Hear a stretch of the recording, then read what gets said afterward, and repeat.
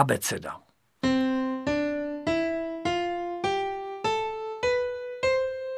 Nejstarší sestavení abecedy se připisuje Féničanům, abeceda nejmladší vzniká každoročně 1. září.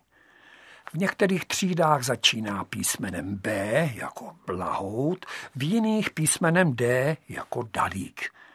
Jsou i třídy, kde abeceda startuje tradičním písmenem A jako Apelt. Jindy se stává, že začíná až relativně pozdě od E jako Einstein.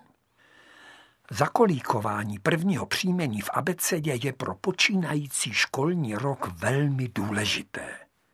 Žák na špici písmenného řazení bere na sebe náročnou úlohu předsunuté hlídky. Při zkoušení podle abecedy je hnedka na ráně. Nemá možnost ptát se, proč právě já. Umístění v abecedě ho předurčilo. Žáci z počátku abecedy jsou otloukací. Podobně i žáci z konce abecedy. Je obvyklou učitelskou finesou, že pořadí při zkoušení se přehodí a k tabuli je vyvolán ze své jamky zajíc. Metoda zkoušení odzadu neboli zkoušení bumerangové zoceluje jedince na chvostu abecedy. I oni žijí v trvalém napětí, že se začne zkoušet od nich, byť jsou hlídkou zasunutou. Nejpříhodnější postavení je ve středu pole.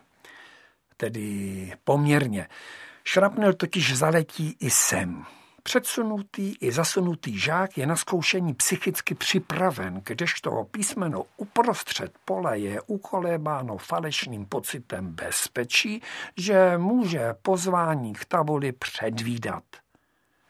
O to citlivější je zásah nečekaný. Zkušenost vám potvrdí každý obyvatel střední zóny. Kdybyste žádného neznali, musíte vzít zavděk mým osobním dobrozdáním z prostoru K. Od prostředka začíná zkoušení jen málo kdy. O to víc bolí. Citelněji než Švílov zkusmo, kdy učitel otevře svůj zápisník a začne vyvolávat podle stránky, která se zrovna otevře. Takové zkoušení postrádá napětí, neboť se týká povětšinou jednoho a toho samého žáka, který se nachází právě v místě, kde se učitelův zápisník otevírá pravidelně. Začátek školního roku usazuje žáky do tříd a do abecedy. Jak už jsem uvedl, nejožehavější umístění je na samotném čele písmenného pelotonu. V naší třídě tohle místo tradičně zaujímal Antoš. A každoročně 1. září si přával, aby se stal zázrak. Aby se ve třídě odněkud objevil anděl.